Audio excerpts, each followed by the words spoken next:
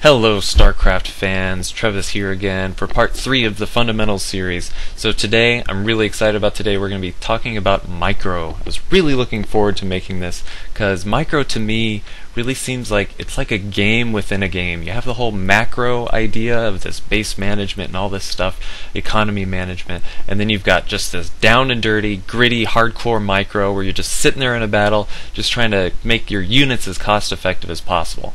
And it's really fun to me personally. I've divided up, if you see me looking over here, I've actually, look at this. Look what I do for you guys. This is like a lesson plan that I wrote on a whiteboard.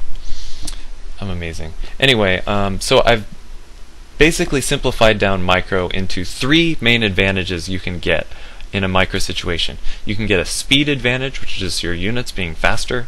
You can have a range advantage, which is pretty self-explanatory, and you can have a positioning advantage based on where your army is compared to their army and where your own units are relative to the rest of your units. So there's a lot to talk about. Let's go ahead and just get started. Today I'm going to be using a map called the Unit Tester. You can find it on SC2mapster.com. Since the beta is down right now, I can't actually be microing against real people, which would be ideal, but I think you'll still generally get the concepts down. So let's jump right into it. Alright, so first we're going to start talking about speed and how speed can be an advantage in a micro battle. So I'm going to show you just 1 Hellion versus 8 Zerglings. And you're going to see how one-sided this battle is, just because the Hellions are so much faster than the Zerglings. The Hellion can basically just run around forever, continually roasting Zerglings. And all I'm doing here is just right-clicking, running away from the Zerglings, and then I'll stop for a second and do an attack move at any point in the screen. And the Hellion will instantly stop and turn around and roast those Zerglings.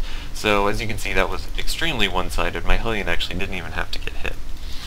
So now I'm going to show you the difference between regular Zerglings and Zerglings with the speed upgrade. Now the metabolic boost comes from the spawning pool, costs 100 gas. Very popular upgrade. You can see it gives the Zerglings these little wings here. So I guess they're drinking Zergling Red Bull or something like that. And you're going to see this time that the Zerglings are actually fast enough that they can catch the Hellion and hit him every once in a while. Makes it much more difficult for the Hellion.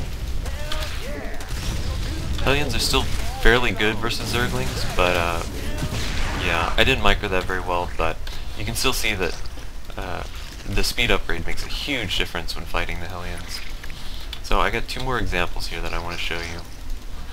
And it's going to be fights versus Zealots. So I've got 2 Zealots here, and I'm going to have them, or actually no, I'm going to do all 4 of these Zealots, and we're going to actually reset this so that the Zerglings are back down to unupgraded. These are slow Zerglings. And you can actually see down here their move speed is fast without the upgrade. When they do get the upgrade, it changes it very fast.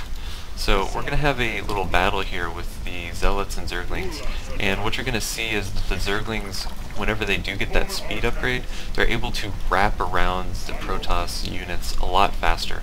And that's generally what Zerg units want to do, is they want to form a big concave around their units, and speed helps a lot in doing that. So I'm not going to micro any of this, I'm just going to attack move them into each other. See, the Zerglings are wandering back here trying to get to the back of the Zealots and hit them as much as possible. And we're going to end up with 5 Zerglings that lived after that fight. So now we're going to reset this.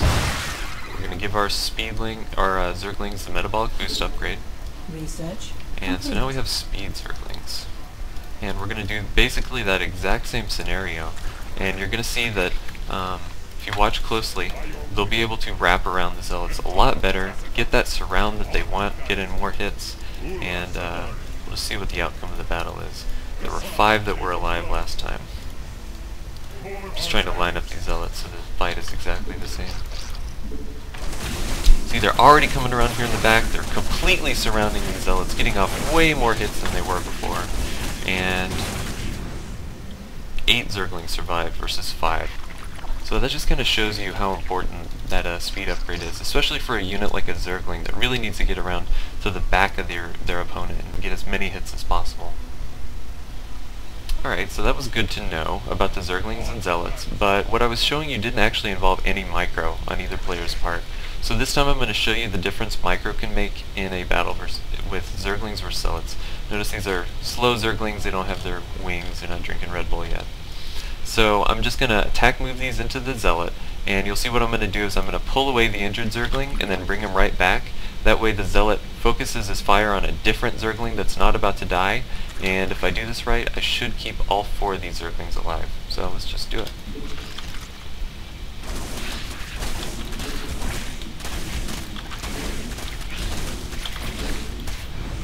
And there you go, we got 4 living, almost dead, but living Zerglings, and then those Zerglings can just sit around and maybe heal for a while, and you're good to go. So this time I'm going to show you the opposite scenario. This is going to be slow Zerglings not drinking Red Bull versus 1 Zealot. This time I'm going to be microing around the Zealot. I'm just going to run away from the Zerglings so that they can't get us around, and then I'm going to turn around and give them a swipe, and we'll see how this goes.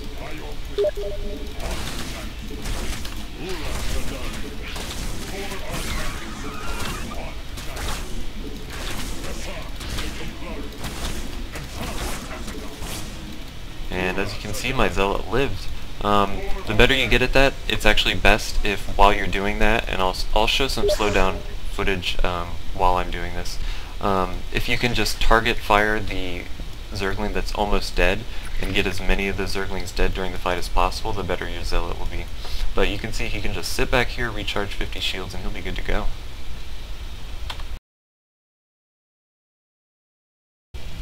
Alright, so now I want to show how range can have a big difference in a micro battle. All the units have a range listed on their attack. This is kind of an exaggerated example because roaches have an unusually short range for a ranged unit. They have a range of 3, and marauders have a range of 6. They both move at normal speed, so there is a range advantage here, but there's not a speed advantage. So first I'm just going to show you a normal attack. I'm going to be target firing with the roaches on these marauders. We'll see how many they can kill. Going to take down 1 marauder. These marauders are actually target firing on their own pretty well. And going to get this marauder to little better than half health. So not a great situation for the roaches. Roaches pretty much get destroyed by marauders anyway, even without micro. But this is a good way to demonstrate the point of the range advantage, I think. So now I'm actually going to micro around these marauders to really exploit that 6 versus 3 range advantage.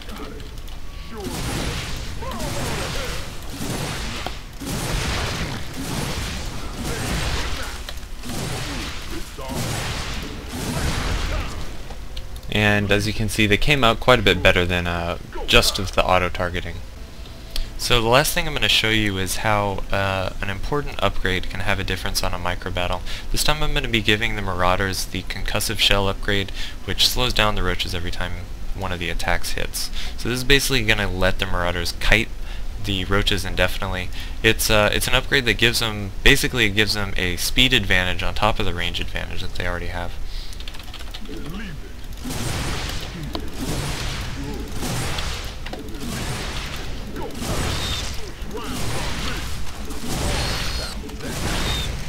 So you can see, I think if you're a little better than me, you can actually do that without taking any damage. This marauder only took 35 damage. That was all the damage I took in the entire fight. So that just really shows you how important this Concussive shell upgrade is. It's also good if you're trying to chase away another army, they're trying to run away. If your marauders are faster than them, or if you can stim, you can pick off people from the back of the pack and just kind of whittle down their army as they try to run